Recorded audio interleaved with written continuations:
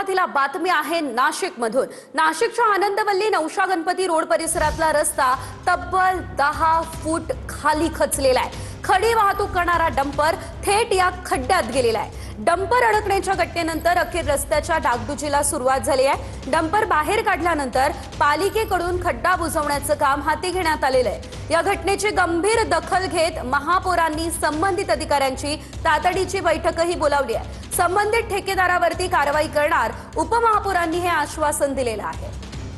या संदर्भात अधिकचे अपडेट आमचे प्रतिनिधी चंदन पुजाधिकारी यांच्याकडून घेऊयात।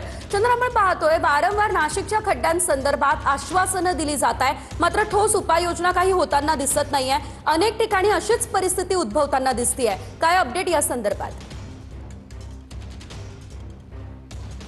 सेजल, काल आपण बघितलं की नाशिकच्या नवशा गणपती मंदिराकडे जाणारा हा जो रस्ता आहे, या रस्त्यामध्ये एक डंपर अक्षरशः खड्ड्यामध्ये पडला आणि जवळपास 10 फूट खोल अशा पद्धतीचा हा रस्ता या ठिकाणी खचलेला आहे।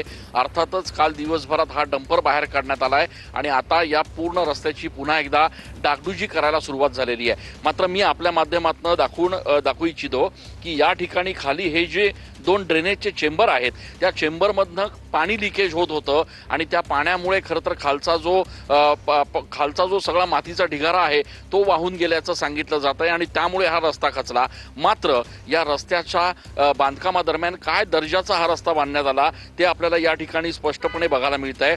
खाली कुठल्याही प्रकारचा भराव नाही आहे, खाली कुठल्याही प्रकारची खडी किंवा कुठल्याही प्रकारची माती नाही आहे आणि हा वरच्यावर फक्त थर जो आहे तो सिमेंट कॉन्क्रीटचा आपल्याला बघायला मिळतोय। म्हणजे उद्या जर नाशिक शहरामध्ये सिंहस्थ कुंभमेळ्याच्या निमित्तानं सुरू असलेले कामं अशा दर्जाचे जर झाले तर नाशिककरांना ते काय भावात पडतील असा संपूर्ण प्रश्न जो आहे तो आता या निमित्तानं उपस्थित होतोय। अर्थात या सगळ्या घटनेनंतर महापौर उपमहापौरांनी अधिकाऱ्यांची तातडीची बैठक बोलवलेली आहे आणि या बैठकीमध्ये हे काम नेमकं कधी झालं, ठेकेदार कोण होता, त्यांच्यावर देखील जबाबदारी निश्चित करून कारवाई केली जाईल असं महापौर उपमहापौरांनी सांगितलेलं आहे। एक गोष्ट मात्र निश्चित आहे की या रस्ता खचण्याच्या संपूर्ण प्रकरणानंतर एक नाशिककरांमध्ये चर्चा अशी आहे की किमान येणाऱ्या दिवसांमध्ये सिंहस्थ कुंभमेळ्याचे जे कोट्यवधी रुपयांचे कामं नाशिक शहरात सुरू आहेत ते दर्जेदार व्हावेत। पुढे भविष्यामध्ये अशा पद्धतीच्या दुर्घटना कधी होऊ नये एवढीच अपेक्षा नाशिककरांची आहे। तुर्तास तरी नाशिकच्या नवशा गणपती परिसरामध्ये हा जो काही खड्डा या ठिकाणी पडलेला आहे, जो रस्ता खचलेला आहे, त्याची डागडुजी सुरू करण्यात आलेली आहे। अगदीच धन्यवाद तुम्ही दिलेल्या सर्व सविस्तर अपडेटसाठी चंदन। आपण पाहतोय नवशा गणपतीच्या रोडाच्या परिसरामध्ये रस्त्याची डागडुजी सध्या सुरू झालेली आहे।